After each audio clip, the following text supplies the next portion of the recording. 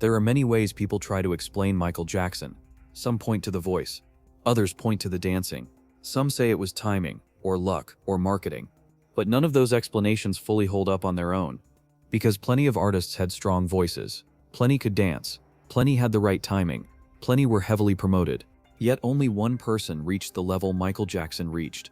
To understand why, you have to stop looking at what he did and start looking at how he thought. The one skill that made Michael Jackson unbeatable wasn't a single move, note, or outfit. It was his total command of detail, paired with an obsessive ability to see the finished result before it existed. Michael Jackson didn't just perform music. He constructed experiences, layer by layer, until nothing was accidental. And once you understand that, everything else about his career makes sense. Michael Jackson rehearsed differently than most performers. Rehearsal, for him, wasn't about memorizing steps or repeating songs until they felt comfortable. It was about removing everything that didn't serve the final emotional effect. People who worked with him consistently described the same pattern. Michael would run a section again and again, not because it was wrong, but because it wasn't precise enough. He listened for micro details most people missed: the way a foot landed on the floor, the length of a pause before a lyric, the timing of a breath. He believed small inconsistencies broke the illusion, and illusion mattered to him deeply. He once explained that when an audience sees something that feels effortless, it allows them to feel something instead of analyzing technique. His goal was never to show how hard something was. His goal was to make difficulty disappear. That required control most people never develop. Michael's relationship with rhythm started early, long before global stardom complicated everything. As a child performing with the Jackson 5, he didn't just sing on beat. He played with time. He delayed syllables. He leaned into offbeats. He used silence as emphasis. Musicians noticed this immediately.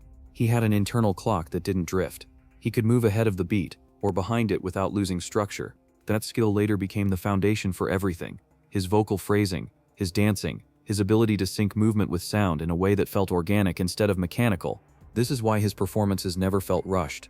Even at high tempos, Michael appeared calm, centered, and controlled. The speed was external. Internally, he was steady. That stability let him build complexity without chaos. One of the most overlooked aspects of Michael's genius is how visual his mind was. He didn't just hear music. He saw it. When Michael listened to a track, he imagined movement, lighting, camera angles, costume textures, and emotional arcs, all at once. Songs were never finished in his mind until he could visualize how they would live on stage or on screen. This is why his music videos felt cohesive instead of decorative. The choreography didn't sit on top of the song. It emerged from it. In Billie Jean, the lighting responds to his footsteps. In Smooth Criminal, the angles reinforce tension. In Thriller, movement becomes narrative. Michael wasn't adding visuals to music. He was revealing what he believed was already inside the sound. People often misinterpret Michael Jackson's perfectionism as vanity. In reality, it was a form of control in a life where control was rare. Michael grew up under intense discipline, public scrutiny, and professional pressure before he had the emotional tools to process any of it. Performance became the one environment where he could define the rules completely. On stage, nothing surprised him. Every cue was known. Every movement was intentional. Every second had been imagined beforehand. That predictability gave him safety. It's also why he disliked improvisation in high-stakes settings. He wasn't afraid of creativity. He was afraid of randomness breaking immersion. The audience didn't come to watch him experiment. They came to be transported. Michael Jackson paid close attention to how people reacted. Not just applause, but posture, silence, tension, release. He noticed when crowds leaned forward, when they screamed, when they went quiet. He adjusted performances based on emotional flow, not ego. This is why his concerts were structured like journeys. Fast moments followed restraint. Intensity was balanced with vulnerability. Spectacle was paired with stillness. He understood that non-stop excitement numbs people. Contrast creates memory. This awareness separated him from performers who chased constant impact instead of lasting effect. Another reason Michael remained unbeatable was his restraint. He didn't give everything at once. Iconic moves, the moonwalk, the lean, the spin, were spaced carefully across performances and eras. He understood that repetition dulls power. By withholding, he amplified anticipation. Audiences didn't just watch his shows. They waited for moments. That patience required discipline and confidence. Many artists reveal everything immediately out of fear they'll be forgotten. Michael trusted his pacing. Michael Jackson approached songs structurally. Verses built tension. Choruses released it. Bridges shifted emotional perspective. Outros didn't just end, they resolved. He was deeply involved in arrangement decisions, sometimes pushing producers to strip tracks down instead of layering them up. Space mattered, silence mattered. This is why songs like Billie Jean feel hypnotic instead of crowded. He wasn't filling gaps. He was shaping attention. Michael Jackson didn't dance to look impressive. He danced to communicate. Each movement had intention. Sharp angles conveyed urgency. Smooth glides suggested escape. Stillness signaled control. He once explained that dance helped him express things words couldn't. This wasn't poetic exaggeration. It was literal. When Michael danced, he was speaking in a physical language he had developed over decades. This is why his choreography still reads clearly decades later. It wasn't trendy. It was expressive. Throughout his career, Michael faced pressure to simplify. Make songs shorter. Make videos cheaper. Make performances safer. He resisted, not out of arrogance, but clarity. He knew compromise weakened impact. When he believed in an idea, he invested time, money, and energy to protect it. The Thriller short film is the clearest example. At the time, it was considered financially irresponsible. Michael believed it was necessary. History agreed with him.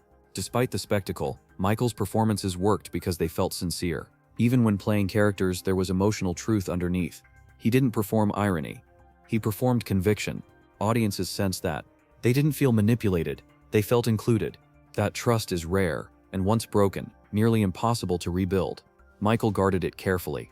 Many artists have tried to follow Michael Jackson's blueprint. Big videos, complex choreography, genre blending. Few succeed long-term, because the blueprint wasn't external, it was internal discipline.